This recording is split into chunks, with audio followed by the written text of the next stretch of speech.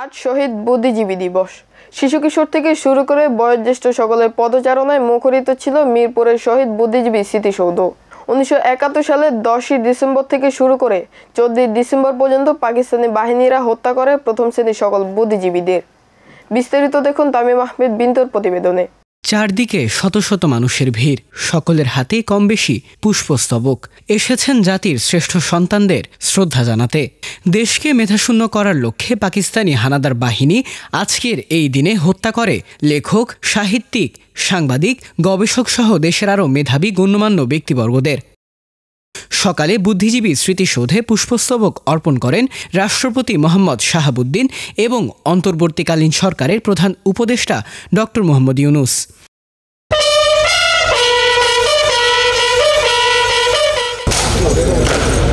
এরপর সকলের জন্য উন্মুক্ত করে দেওয়া হয় স্মৃতিসৌধ প্রাঙ্গণ। মুক্তিযুদ্ধে বাঙালিদের কৃতিত্বের কথা জানান দিতেই অভিভাবকরা শিশুদের নিয়ে এসেছে শহীদ বুদ্ধিজীবী স্মৃতিসৌধ প্রাঙ্গণে। আমার ছেলে বলতেছে যে আম্মু আজকে 14 ডিসেম্বর যেহেতু শহীদ বুদ্ধিজীবী দিবস, ওর কাছে ভালো লাগে, মানে আমার শহীদদের স্মরণে যে আমরা এখানে আসি সবসময়, আবার ফুল দেওয়া হয়, এটাই ওর কাছে খুব বড়, মানে বইয়ের মধ্যে পড়ে তো তাই ওর কাছে ভালো লাগছে, তার জন্য ওকে নিয়ে আসা। যে 71 আমাদের যে কি মর্মান্ত হয়েছে, কি সমস্যা হয়েছে, এটা বোঝানোর জন্য শহীদ মিনার আনা বোঝানো। আজকে এই দিনে এই দেশের অনেক বুদ্ধিজীবীদের হত্যা করা হয়েছে, এটা বোঝার জন্য এই বাচ্চাকে এখানে নিয়ে এসেছি। বুদ্ধিজীবী স্মৃতিসৌধে ফুলেল শুভেচ্ছা জানাতে পেরে খুশি শিশুরাও। শহীদ বুদ্ধিজীবী দিবস আমরা সকলেই জানি, তো আমাদের শহীদের প্রতি আমাদের একটা দায়িত্ব আছে, তাদের প্রতি প্রত্যেক 14ই ডিসেম্বর একটা তাদের প্রতি শ্রদ্ধা জানানোর, সেই স্মৃতি স্মরণ করে আমি আজকে এসেছি। তুমি কি জানো বুদ্ধিজীবীদের কেন হত্যা করা হয়েছিল? তারা দেশের সূর্যসন্ধান ছিল, তারা দেশের জন্য অনেক কাজ করেছিল, তারা মেধাবী ছিল, তাই তাদের হত্যা করা হয়েছে।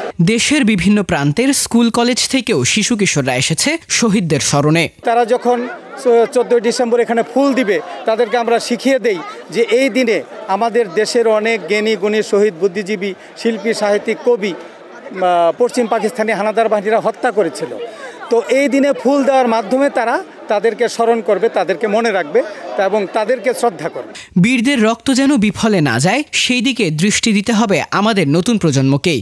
আমাদের শত শত আত্মত্যাগের বিনিময়ে এসেছিল 71-এর স্বাধীনতা। বাঙালিদের বিজয় সুনিশ্চিত তা বুঝতে পেরে পাকিস্তানি হানাদার বাহিনীরা 10ই ডিসেম্বর থেকে 14ই ডিসেম্বর পর্যন্ত হত্যা করে সকল বুদ্ধিজীবীদের। বাঙালিদের মুক্তিযুদ্ধে বিজয়ের পেছনে বুদ্ধিজীবীদের অবদান ছিল অনেক, তাই সেই থেকে আজ পর্যন্ত প্রত্যেক বছর 14ই ডিসেম্বর পালিত হয় শহীদ বুদ্ধিজীবী দিবস হিসেবে। তামিম আহমেদ বৃন্ত, আমরা করব জয়, ATN বাংলা, ঢাকা।